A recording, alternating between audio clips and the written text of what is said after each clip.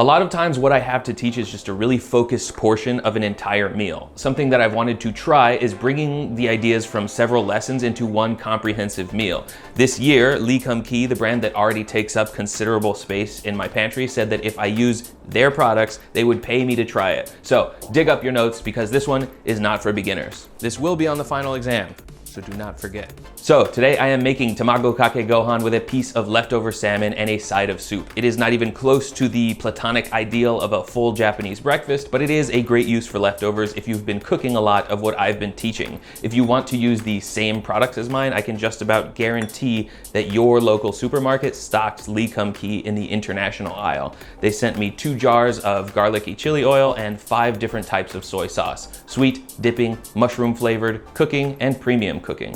This all starts with rice, so make a big pot of Calrose white rice using the instructions I posted in 2020, or just use a rice cooker. While the rice cooks, a word on egg safety. This recipe calls for raw eggs, which, like so many other beloved foods, come with an amount of risk. These eggs come from my backyard chickens, but if you are nervous, can't find a trusted egg source, and do not have access to pre-pasteurized store-bought eggs, you can pasteurize these at home while maintaining the texture of a raw egg. Just do what I do in the poached eggs and polenta video, but instead heat them in a 135-degree bath for an hour and a half. After these are done, you can just store them in the fridge and treat them like a regular raw egg, but with the reassurance that virtually anything that might have hurt your tummy has been neutralized. Now, onto the soup. In a small saucepan, take a cup of unsalted shrimp stock from my video about what to do with leftover shrimp shells. Bring it to a boil and then add a spoonful of white miso.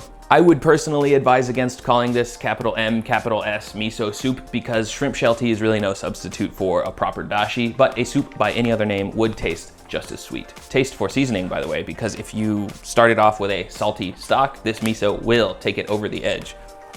Mine is still a little bit under-seasoned, so I still have room for some of this dipping soy sauce, which is less salty than the variant labeled for cooking. Add 1 serving of cubed tofu and just keep it warm until everything else is done.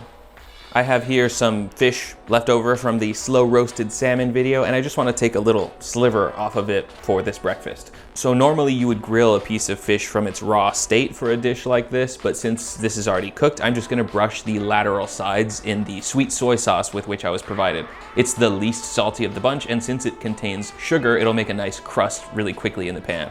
This is on medium-high heat, so I will just toast up the skin, followed by each of the saucy sides. Hopefully you can see how when you have a really well-stocked fridge and pantry, you become one of those people who can throw together a really complex and delicious meal and still honestly say, oh, it's nothing, I just threw some stuff together real quick. When it's time for everything to come together, plate the salmon. Ladle your soup into a bowl and garnish it with slivered scallions and a spoonful of chili oil. Spoon your hot rice into a bowl and leave a divot in the middle. Crack a raw egg into that divot and pour a ½ teaspoon of soy sauce into it. I'm using the premium cooking soy sauce, but if you'd prefer the mushroom flavored soy sauce, opt for that instead. Add a pinch of MSG or salt and stir everything up so that the egg coats every grain of rice. The hot rice will cook the egg a little bit, so be quick about it. Make 1 more divot and sprinkle some furikake on everything. There are dozens of different blends that all taste wildly different, so use what you learned from my lesson on spice mixes. I like the one that is mostly just sesame seed and seaweed. Add 1 more egg yolk into that divot and serve it alongside the fish and the soup. This is such a nice breakfast for when you want something substantial and varied without feeling super heavy after a more American breakfast of sugar, starches, and red meats. Mainly what I hope that you learn from all of this is that by becoming comfortable with a handful of basic techniques and practices, you can make some really fulfilling meals with readily available ingredients and pantry basics. If you failed this cumulative exam, I'm afraid you have to go back to the beginning of my library and start all over. My condolences. It is rough back there. Whoa, if this isn't meta hashtag content, then I don't know what is. Watch out, dude. Caution, this content is extremely hot.